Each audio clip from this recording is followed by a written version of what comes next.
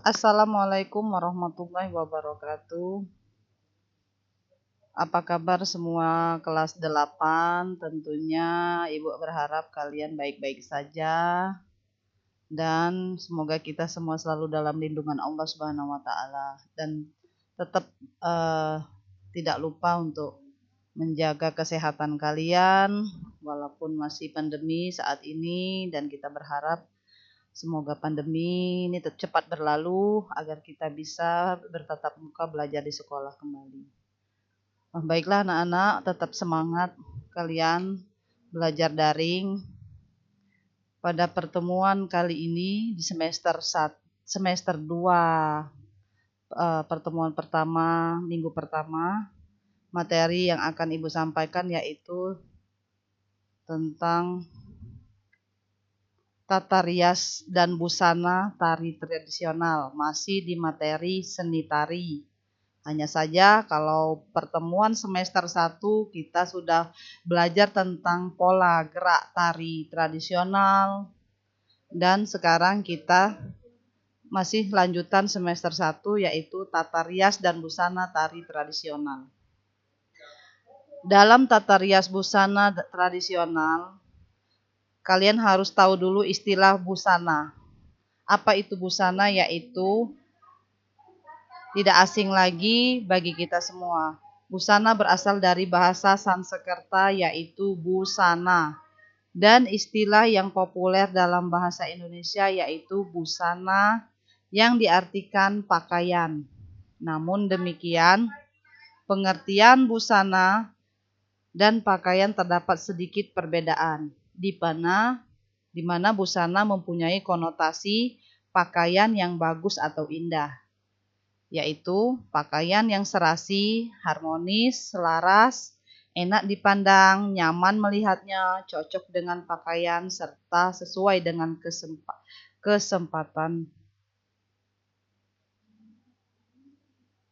Sedangkan pakaian adalah bagian dari busana itu sendiri.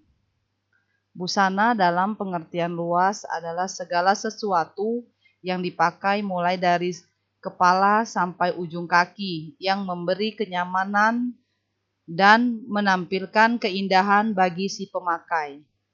Itu secara garis besar. Dalam hal itu, busana sendiri dapat meliputi busana mutlak, milineris, aksesoris. Apa itu mutlak? Mutlak yaitu busana yang tergolong busana pokok seperti baju, rok, kebaya, blus, dan lainnya. Termasuk pakaian dalam seperti singlet, bra, celana, dan lain sebagainya. Sedangkan milineris yaitu pelengkap busana yang sifatnya melengkapi busana mutlak, serta mempunyai nilai guna di samping juga untuk keindahan seperti sepatu, tas, topi, kaos kaki, kacamata, selendang, strap, shawl, jam tangan, dan lainnya. Kemudian selanjutnya aksesoris. Aksesoris yaitu pelengkap busana yang sifatnya hanya untuk menambah keindahan si pemakai seperti cincin, kalung, liontin, bros, dan yang lainnya. Nah, itu dalam istilah pengertian busana. Kemudian tata rias dan busana pada tari tradisional memiliki fungsi penting. Ada dua fungsi tata rias dan tata busana pada tari tradisional, yaitu sebagai pembentuk karakter atau watak, dan sebagai pembentuk tokoh, pembentuk karakter atau watak, dan tokoh dapat dilihat pada tata rias wajah yang digunakan dan juga busana yang dipakai. Kemudian karakter busana itu dilihat dari karakter pemakai sendiri. Pemarah atau jahat dan sejenisnya biasanya menggunakan tata rias warna merah yang dominan. Demikian juga busana yang digunakan secara visual menunjukkan tokoh tersebut jahat. tokoh raksasa pada epos Ramayana misalnya, pada tari epos Ramayana itu menunjukkan tata rias wajah yang merah menyala dengan bagian mulut penuh taring. Kemudian tata busana yang digunakan dengan menggunakan rambut gimbal, panjang dan menyeramkan sesuai dengan tema tarian itu sendiri. Kemudian karakter tokoh baik pada epos Ramayana biasanya menggunakan riasan cantik seperti riasan pada Prigiwa sebagai istri Gatotkaca. Tata rias dan tata busana tampak cantik dan bersahaja. Tata rias dan busana juga dapat menunjukkan tokoh lucu. Epos Ramayana ditunjukkan pada tata rias dan busana Punakawan, yaitu Semar, Petruk, Bagong, dan Gareng.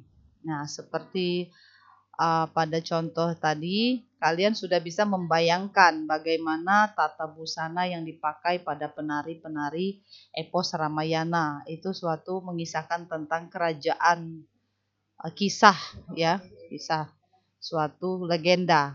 Jadi sesuai dengan tema tarian itu sendiri.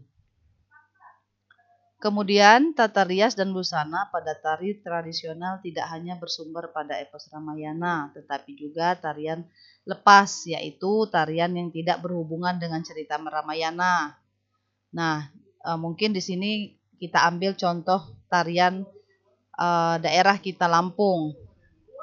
Siger Lampung, kalian mungkin sudah tahu tarian Siger Lampung, tari Lampung yang menceritakan suatu tarian penghormatan baik itu kepada tamu ataupun acara-acara ritual lainnya, di mana tarian itu menunjukkan seorang putri sedang menari, kemudian gerak tari kehidupan para muli atau gadis Lampung. Kegiatan sehari-harinya diceritakan dalam sebuah tarian Siger Penghutun itu. Seperti ada yang cerita tentang putri bersolek. Dalam tarian itu ada cerita-ceritanya. Putri bersolek, kemudian putri menyuci beras, kemudian putri bersih-bersih rumah. Di situ ada ceritanya ya. Jadi ada gerakan tersendiri yang menceritakan seorang gadis Lampung melakukan kegiatan kesehariannya di rumah diceritakan dalam sebuah tarian itu. Itu tari Siger Penghutun. Nah, mungkin kalau kita sudah tatap muka, Ibu sudah bisa jelaskan secara langsung gerak tarian yang mana, yang bagian-bagian yang tentang kehidupan sehari-hari. Kemudian tokoh dan karakter dapat dijumpai juga pada tari tentang fauna. Fauna itu hewan seperti tari merak. Dia lebih mencerminkan burung merak. Kemudian tata rias pada tari merak yang digunakan memperlihatkan seekor burung merak yang indah. Jadi mungkin kostum yang dipakai pun kita bisa lihat kalau tari merak itu dia ada warna-warni seperti burung bisa dikipaskan selendangnya, atau dia lebih ke propertinya ke sigernya ataupun kepala yang dipakai ya, mahkotanya.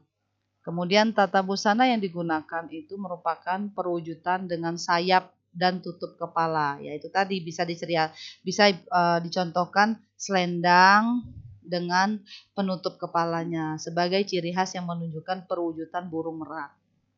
Ada juga tata rias dan tata busana tari Kijang dari Jawa Tengah, tari burung enggang dari Kalimantan, tari cendrawasih dari Bali, kemudian tari kukilo dari Jawa Tengah. Sebenarnya banyak sekali yang contoh-contoh yang ada di buku kalian ataupun kalian bisa bayangkan tarian-tarian tradisional yang bisa mencerminkan, kita bisa lihat tata busananya seperti apa ya. Nah, dalam gambar ini kalian bisa lihat di sebelah kiri itu ada nih, tari cendrawasih atau burung merak tadi ya. Dia lebih ke kostumnya seperti burung merak. Kemudian mahkota kepalanya seperti menyerupai kepala burung. Nah, kemudian busana yang dipakai dia ada nuansa-nuansa warna-warni burung merak. Nah, itu mencerminkan tata busana ini sesuai dengan tema tarian yang akan kita tarikan. Nah, kemudian di sini juga ada contoh busana tari epos Ramayana sebelah kanan. Nah, di sini ada mencerminkan selendang seorang penari dengan memakai selendang, kemudian kain khas Jawa Tengah ya, didominasi dengan mahkota seperti mahkota kerajaan. Jadi itu ciri khasnya tata busana tariannya lebih ke lihat kostumnya ya dan properti yang dipakai seperti apa. Kemudian tari enggang dari Kalimantan. Nah, ini ciri khas baju Kalimantan ya. Ini namanya tari enggang. Dia busana yang dipakai ciri khasnya yaitu kain mandau ya, daerah Kalimantan. Kemudian mereka memakai bulu-bulu burung. Lebih ciri khasnya bulu-bulu burung enggang. Jadi dipakai oleh penari-penarinya menggunakan jari jemarinya. Kemudian tari cendrawasih. Nah, ini tari cendrawasih dari Bali. Kalian bisa membayangkan seperti apa? Seperti burung cendrawasih yang ditarikan oleh sepasang penari putra dan putri, ya. Kemudian tari kijang dari Jawa Tengah. Nah, ini tari kijang dari Jawa Tengah. Kalian bisa lihat seperti apa kostumnya, ya. Seperti tadi sudah Ibu jelaskan bahwasannya tata busana tari tradisional itu kita lihat dari tema tarian yang akan kita tarikan. Jadi kita bisa sesuaikan. Tidak harus kita seperti mencontohkan seperti ini. Misalkan kita mau tari kreasi tradisional daerah kita sendiri. Lebih banyak daerah kita sendiri ini daerah Sumatera Selatan atau Semendo. Lebih dipakai dominan Semendo itu kehidupan sehari-harinya seperti apa? Misalnya bertani, bercocok tanam. Maka yang akan kita ambil busananya, propertinya yaitu bisa cangkul, bisa peralatan bakul atau berunang untuk memetik kopi atau lada. Kita kan dominan bertani kopi dan lada Lampung. Jadi mungkin kita bisa ambil tariannya seperti itu. Nah, untuk busananya atau properti hanya saja kita lihat dari musik tariannya seperti apa. Itu nanti bisa dicari ya. Nah, mungkin itu ya tarian yang tari tradisional dan busana tradisional. Baiklah, untuk materi kali ini soalnya hanya 5, kalian bisa kerjakan di buku latihan kalian, ada soalnya.